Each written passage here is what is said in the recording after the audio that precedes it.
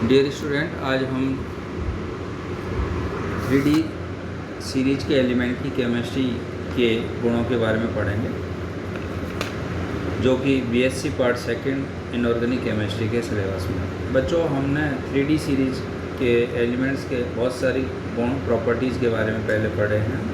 उसी क्रम में वो पहले जो पढ़े थे उसी क्रम में हम नेक्स्ट गुण उनकी प्रॉपर्टीज़ यहाँ पर ले रहे हैं, और उसमें आज हम उनमें धात्विक नेचर, 3D सीरीज के एलिमेंट की धात्विक प्रकृति, मेटलिक नेचर्स और उनकी क्रिया सक्रियता, रिएक्टिविटी, और 3D सीरीज के तत्वों के मेल्टिंग पॉइंट और बॉइलिंग पॉइंट के बारे में यहाँ पर पढ़ेंगे, जो 1 बाय 1 यहाँ पर लेते हैं। सबसे पहले हम लेते हैं 3D सीरीज के तत्वों के मेटलिक नेचर्स, धात्विक प्रकृति। देखिए, सभी संक्रमण धातु जो है कठोर होते हैं, आघातवर्ध होते हैं, मतलब मेलेबल होते हैं, टेक्टाइल्स होते हैं, और इनके गलनांक व क्वथनांक के जो मान हैं वो भी काफ़ी ज़्यादा होते हैं।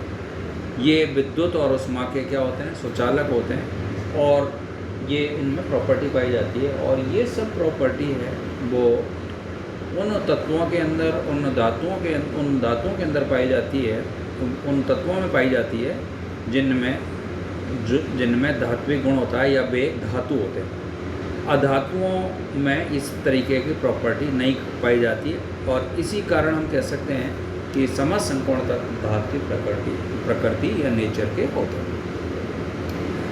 अब हम जो है इनकी स्ट्रक्चर्स के बारे में यहाँ पर देखें तो यहाँ पर इनकी जो स्ट्रक्चर है, क्लोज पैक स्ट्रक्चर्स, निवड़ संकुल संरचना, मैग्नीज को अपवाद के अतिरिक्त इन 3 प्रकार की क्रिस्टलीय संरचना इनकी पाई जाती है। मैग्नीज को अगर छोड़ दें आप, Mn को, तो एक होती है BCC, दूसरी यहाँ पर FCC, और तीसरी यहाँ पर HCP। BCC मतलब जो है बॉडी सेंट्रेड क्यूबिक स्ट्रक्चर्स होती है, जो है काय और केंद्रित घनीय संरचना, और जो FCC है वो होती है फेस सेंट्रेड क्यूबिक स्ट्रक्चर्स, फलक केंद्रीय घनीय संरचना, और एक होती है HCP, जिसको हम बोलते हैं हेक्सागोनल क्लोज पैक स्ट्रक्चर, षटकोणीय निवड़ संकुलित संरचना। तो ये इनकी स्ट्रक्चर होती है। और जो मैग्नीज है, जिसका कि 3D5 कॉन्फ़िगरेशन होता है, स्टेबल जो है विन्यास है, ये कारण ये संकुलित क्रिस्टल व्यवस्था में होते हैं। ये धात्विक चमक, उच्च डेक्टाइल्स तन्यता और आघातवर्धन, उच्च डेंसिटी, ज़्यादा डेंसिटी के मान होते हैं, और विद्युत के ये क्या होते हैं, सुचालक होते हैं, कंडक्टर्स होते हैं, ये वाले तत्व होते हैं। इस कारण इनमें विद्यमान AU में D इलेक्ट्रॉन विशिष्ट प्रकार की धात्विक बंध पाया जाता है या बनाते हैं।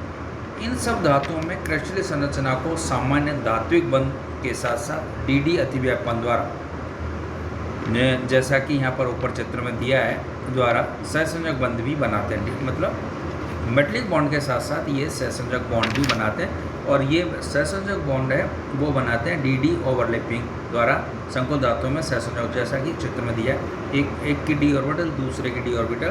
तो मेटलिक बॉन्ड के साथ साथ ये कोवेलेंट बॉन्ड भी यहाँ पर बनाते हैं। ठीक है। अब यह है कि संक्रमण धातुएं जो है क्षारीय धातुओं या क्षारीय मृदा धातु, जो कि फर्स्ट और सेकंड वर्ग है प्यूरिटी में की तुलना में परस्पर प्रबल आकर्षण बल से बन जाते हैं। फलस्वरूप इन धातुओं की कठोरता क्या है, बढ़ जाती है। किन की तुलना में? S ब्लॉक के तत्वों की तुलना में, या क्षारीय धातु और क्षारीय मृदा धातुओं की तुलना में इनमें जो है कठोरता ज़्यादा होती है। ठीक है।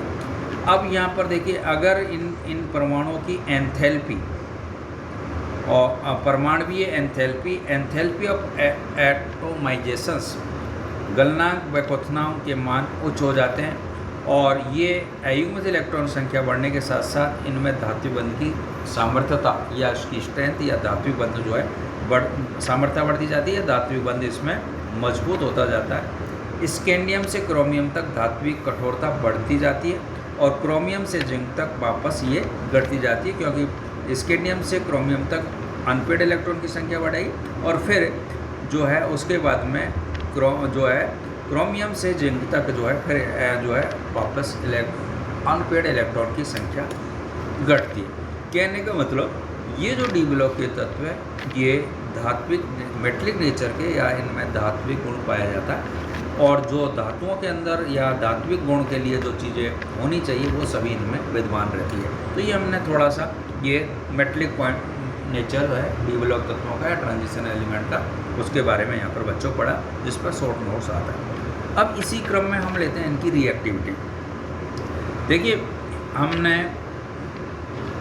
इससे जो है रिएक्टिविटी, अगर हम इनकी रिएक्टिविटी एस ब्लॉक के तत्वों या क्षारीय धातु और क्षारीय मृदा धातुओं से अगर हम इनकी कंपेयर करें तो उनकी तुलना में इनकी जो रिएक्टिविटी है, इनकी जो क्रियाशीलता है वो कम होती है। और इसके कारण है इसके निम्न कारण हैं। देखिए नंबर 1 तो इनके आकार छोटे होने से इनके आयनन विभव के मान, जैसा हमने पहले पढ़ा था, आयनन विभव आयनाइजेशन पोटेंशियल के मान काफ़ी हायर होते हैं, उच्च होते हैं और जिससे ये धातु जो है में आयनीकृत आसानी से नहीं होते या इनमें से इलेक्ट्रॉन निकालने के लिए बहुत ज़्यादा एनर्जी देनी पड़ती है और जब तक इलेक्ट्रॉन नहीं निकलेंगे तब तक जो है वो रिएक्शन में भाग नहीं लेता। इसका मतलब कि आयनन विभव के मान छोटे आकार होने से ज़्यादा होने से इनकी रिएक्टिविटी कम होती है, नंबर 1 बात। नंबर 2 दूसरी बात, इनमें सहसंयोजक बंद होने के कारण इन तत्वों की जो सब्लिमेशन एनर्जी है, ऊर्ध्वपातन ऊष्मा का मान जो है वो उच्च होता है और ये ठोस अवस्था में से गैसीय अवस्था प्राप्त करने के लिए बहुत अधिक ऊर्जा की आवश्यकता पड़ती है। इनको ठोस अवस्था से, मोस्टली ठोस होते हैं, ठोस से हम किस में बदलेंगे, गैस अवस्था में। क्यों बदलेंगे गैस अवस्था में, इस चीज़ को आप बच्चों समझ लें कि किसी भी परमाणु या किसी तत्व में से जो इलेक्ट्रॉन का निकालना है या जोड़ना है वो ओनली गैसीय स्टेट में संभव है। तो इनकी जो सब्लिमेशन एनर्जी के मान बहुत अधिक होते हैं, तो पहले गैसीय अवस्था में नहीं आएंगे और अगर गैसीय अवस्था में यहाँ पर जो आने के लिए बहुत ज़्यादा एनर्जी देनी पड़ेगी या जो है तो इनकी जो है रिएक्टिविटी कम होगी या इनमें से इलेक्ट्रॉन निकालना जो है आसान नहीं होगा, इसलिए इनकी रिएक्टिविटी कम होती है। दूसरी चीज़ यहाँ पर क्या है, इन आयनों की जो जलयोजन ऊर्जा का मान है, हाइड्रेशन एनर्जी का मान काफ़ी कम होता है। तो ये जो हाइड्रेशन एनर्जी मतलब जल में घोलने पर जो ऊर्जा निकलती है उसको हाइड्रेशन एनर्जी कहते हैं। बीएससी पार्ट फर्स्ट में आपने पढ़ा था जो है। तो इस सब का इस जो 2-3 रीजन्स है, इसकी वजह से ये जो डी ब्लॉक के तत्व है इनकी रिएक्टिविटी बहुत कम होती है और इनका जो व्यवहार किन की तुलना में कम होती है, एस ब्लॉक तत्वों के अंदर, या इनकी रिएक्टिविटी बहुत कम होती है। तो जो है और कुछ तत्व तो जो है इनर्ट गैस जैसा व्यवहार करते हैं, जैसे गोल्ड है, प्लेटिनियम, बहुत अधिक जो है इस तरीके का तत्व है वो इनर्ट गैस, मतलब उनकी बहुत कम रिएक्शन में पार्टिसिपेट करते हैं या रिएक्शन कराने के लिए बहुत ज़्यादा जो है आपको टेम्परेचर वगैरह देना पड़ता है या जो नॉर्मल कंडीशन में इनमें रिएक्शन संभव नहीं है, इसलिए इनकी reactivity D block 3D series के तत्वों की या ट्रांजिशन एलिमेंट की रिएक्टिविटी कम होती है।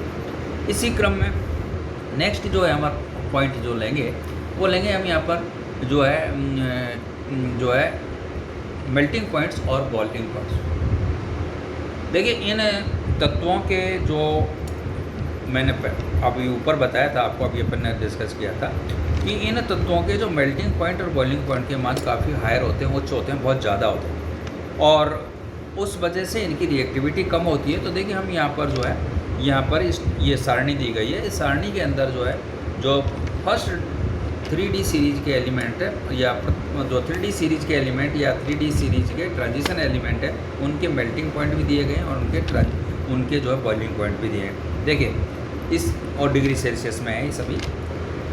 देखिए आप स्कैंडियम का मेल्टिंग पॉइंट का मान है 1539 और बॉइलिंग पॉइंट्स का मान है 2748। इसी क्रम में टाइटेनियम का 1667 और जो है मेल्टिंग पॉइंट है और 3285 जो है इसका बॉइलिंग पॉइंट्स। इसी तरीके से वेनेडियम का 1915 तो है मेल्टिंग पॉइंट और 3350 है बॉइलिंग पॉइंट। फिर क्रोमियम का मेल्टिंग पॉइंट का मान है 1900 और फिर जो है बॉइलिंग पॉइंट का मान है 1960। मैंगनीज का मेल्टिंग पॉइंट का मान है 1244 और बॉइलिंग पॉइंट का मान है 2060। आयरन के मेल्टिंग पॉइंट का मान है 1535 और बॉइलिंग पॉइंट का मान है 2750। कोबाल्ट के मेल्टिंग पॉइंट का मान है 1495 और बॉइलिंग पॉइंट का मान है 3100।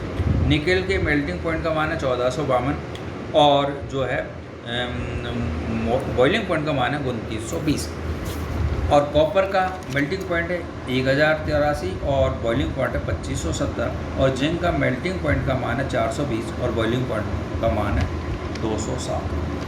अब देखिए क्या होता है इसमें, किसी के मेल्टिंग पॉइंट और बॉइलिंग पॉइंट के मान बहुत ज़्यादा है और किसी के बॉइलिंग पॉइंट और मेल्टिंग पॉइंट के मान बहुत कम है। तो देखिए अगर हम इस टेबल के अंदर जो मेल्टिंग पॉइंट और बॉइलिंग पॉइंट के मान को अगर हम देखें तो ये जो है पहले ये बढ़ते हैं फिर ये घटते हैं। अगर हम एक पीरियड में लेफ़्ट टू राइट जाएँ तो पहले तो ये बढ़ रहे हैं, फिर उसके बाद में यहाँ पर जो है मान घटते हैं। इस क्रम में मैंगनीज और जिंक की गलनांक क्वथनांक का मान अत्यंत कम है। देखिए अगर मैंगनीज के अंदर देखें तो इसके गलनांक का मान है 1244 और फिर इसके जिंक के जो है 420। तो इसका कारण क्या है कि इनमें ये जो तत्व है इनमें डी कक्षकों में, इसका कारण ये है कि प्रारंभ में डी कक्षकों में एक इलेक्ट्रॉन संख्या बढ़ने से धात्विक बंध में उसका योगदान बढ़ता जाता है, जिससे धात्विक बंध क्या होता है, प्रबल या स्ट्रॉन्ग होता जाता है और गलनांक और क्वथनांक के मान बढ़ते जाते हैं। बाद में डी कक्षकों में जो है युग्मन होने से अयुग्मित इलेक्ट्रॉन की संख्या क्या है, कम होती जाती है और गलनांक और क्वथनांक धात्विक बंध जो है वीक होता जाएगा और जो है गलनांक और क्वथनांक के मान क्या हो जाएंगे, बढ़ते जाएंगे, जैसा कि टेबल में यहाँ पर इन मानों से स्पष्ट है। ठीक है। अब वेनेडियम और क्रोमियम के गलनांक के मान 3D धातुओं की श्रेणी में सर्वाधिक होते हैं। देखिए वेनेडियम और किसके जो है क्रोमियम वेनेडियम का है 1915, क्रोमियम का है 1900। तो ये इस 3D सीरीज़ के अंदर सबसे ज़्यादा है। तो जो है और मैंगनीज और जिंक में जो है गलनांक और क्वथनांक के मान 3D श्रेणी में सबसे ज़्यादा यहाँ पर दिया है। मैंगनीज तथा जिंक के स्थायी D5 और D10 विन्यास के कारण इनका धात्विक बंध में योगदान कम हो जाता है और जिससे इनके गलनांक और क्वथनांक के मान अत्यंत कम है, जैसा कि मैंगनीज में 1244 और जिंक में 420 है। इसका रीजन यहाँ पर ये है ना। अब देखिए क्या होता है, पूर्ण भरे हुए D10 विन्यास के कारण डी ब्लॉक में अंतिम वर्ग के तत्व जैसे जिंक है, कैडमियम है, मरकरी है, इनके गलनांक और क्वथनांक के मान अत्यंत कम होते हैं। जो और मरकरी एक कप्पा स्वरूप लिक्विड्स है, ये जानते हैं, धातु है ये। तो D10 विन्यास के कारण धात्विक अगर जिनमें D10 विन्यास है तो वहाँ धात्विक बंध बनने में डी इलेक्ट्रॉन का योगदान समाप्त हो जाता है और इससे धात्विक गुण और गलनांक और क्वथनांक के मान जो है कम हो जाता है। ध्यान से देना, जैसे जिंक है तो वहाँ D10 अनपेड इलेक्ट्रॉन तो है नहीं यहाँ पर। तो जब इसमें अनपेड इलेक्ट्रॉन नहीं है तो यहाँ पर क्या है कि ये जो है मेटलिक बॉन्ड बनाएंगे नहीं, हो तो मेटलिक बॉन्ड ये नहीं बनाएंगे तो इनमें जो है बंध स्ट्रॉन्ग नहीं होगा। कहने का मतलब स्ट्रॉन्ग बॉन्ड नहीं मिला, कोवेलेंट बॉन्ड बनेगा वहाँ पर, तो वहाँ पर मेल्टिंग पॉइंट और बॉइलिंग पॉइंट के मान यहाँ पर कम हो जाता है। जैसे आपका जिंक वगैरह है, या आगे जा कर के आप 3D और 4D और 5D पढ़ेंगे, कैडमियम, मरकरी, उनके सम में कम होते हैं। ठीक है। क्रोमियम के अंदर सबसे ज़्यादा मान यहाँ पर था क्रोमियम के, तो आपको यहाँ पर क्रोमियम आपको पता है क्रोमियम और वेनेडियम में सबसे ज़्यादा अनपेड इलेक्ट्रॉन है, इसलिए वह मेटलिक बॉन्ड बनने की संभावना बहुत ज़्यादा बढ़ेगी और वो मेटलिक बॉन्ड भी क्या है, अनपेड इलेक्ट्रॉन की संख्या ज़्यादा होने से जो है वो क्या हो जाएगा, स्टेबल हो जाएगा। तो इनके मेल्टिंग पॉइंट और बॉइलिंग पॉइंट के मान वहाँ पर बढ़ जाएंगे। ठीक है। अब आप यहाँ पर कहेंगे मैंगनीज का केस ये पर है D5 कॉन्फ़िगरेशन है, जो स्टेबल कॉन्फ़िगरेशन है और D5 कॉन्फ़िगरेशन या D10 कॉन्फ़िगरेशन होने से वहाँ धात्विक बंध बनाने की प्रवृत्ति क्या हो जाती है, कम हो जाती है और इसकी वजह से इनके मेल्टिंग पॉइंट के मान क्या है, घट जाते हैं या कम हो जाते हैं, जैसा कि ये टेबल में रिप्रेजेंट। तो कुल मिला के बच्चों यहाँ पर ये एक ग्राफ भी दिखाया है, तो जो है यहाँ पर एक ग्राफ भी रिप्रेजेंट किया है, जिससे एक तरफ हमने संकर्ण धातुओं ली है, दूसरी तरफ हमने क्या है मेल्टिंग पॉइंट के मान लिए हैं यहाँ पर, तो इससे भी यहाँ पर रिप्रेजेंट कर रहे हैं और इस ग्राफ को दर्शाया गया है। तो D5 वाले मैग्नीशियम और टेक्नीशियम आपका छोड़कर बाकी धातुओं में गलनांक के मान अयुग्मित इलेक्ट्रॉन की संख्या पर निर्भर करते हैं। ये एक अपवाद स्वरूप है और वो मैंगनीज का जो अपवाद है वो इसलिए है क्योंकि इसमें D5 कॉन्फ़िगरेशन जो कि स्टेबल कॉन्फ़िगरेशन है। कहने का मतलब यहाँ पर यह है कि जैसे जैसे अनपेड इलेक्ट्रॉन की संख्या बढ़ेगी 3D सीरीज के एलिमेंट में, मैंगनीज को छोड़ दीजिए, वो D5 कॉन्फ़िगरेशन है वहाँ पर, वैसे वैसे मेटलिक बॉन्ड बनने की जो है संभावना बढ़ेगी, मेटलिक बॉन्ड बनेगा और वो मेटलिक बॉन्ड में की जो है स्थायी होगा, स्टेबल भी होगा, मतलब उसकी स्ट्रेंथ या जो है मेटलिक बॉन्ड की जो है स्ट्रेंथ सामर्थ्यता ज़्यादा बढ़ेगी और उसको तोड़ने के लिए ज़्यादा एनर्जी देनी पड़ेगी। इसलिए यहाँ पर जो है मेल्टिंग पॉइंट और बॉइलिंग पॉइंट के मान उनके बढ़ेंगे और जैसे जैसे अनपेयर्ड इलेक्ट्रॉन की संख्या घटेगी तो वहाँ पर मेटलिक बॉन्ड बनने की संभावना कम होगी, या मेटलिक बॉन्ड बनेगा तो उसकी स्ट्रेंथ इतनी नहीं होगी, सामर्थ्य इतनी नहीं होगी, इसलिए उनके मेल्टिंग पॉइंट और बॉइलिंग पॉइंट के मान घटेंगे। कहने का मतलब जो है 3D सीरीज या ट्रांजिशन एलिमेंट के मेल्टिंग पॉइंट और बॉइलिंग पॉइंट पर शॉर्ट नोट्स में कभी कभी क्वेश्चन आता है कि क्रोमियम का ज़्यादा क्यों है, मैग्नीज का कम क्यों है, जिंक का सबसे कम क्यों है, उसके पीछे क्या रीज़न है, तो ये अनपेयर्ड इलेक्ट्रॉन की संख्या पे कैसे निर्भर करा है। तो इस तरीके शॉर्ट नोट्स में जो है छोटे छोटे क्वेश्चन इस पर आते हैं। तो आपने जो है यहाँ पर 3 चीज़ आपने समझी, एक मेटलिक नेचर है इनकी, दूसरा रिएक्टिविटी और तीसरा मेल्टिंग पॉइंट और बॉइलिंग पॉइंट। इन तीनों ही पॉइंट्स पर मेजर क्वेश्चन नहीं बनता, छोटे छोटे शॉर्ट नोट्स टाइप क्वेश्चंस बनते हैं। तो आपको समझ में आया होगा। आई होप आपको इसको काफ़ी समझने को मिला। Thank you doctor H S Goswami, government college Kota.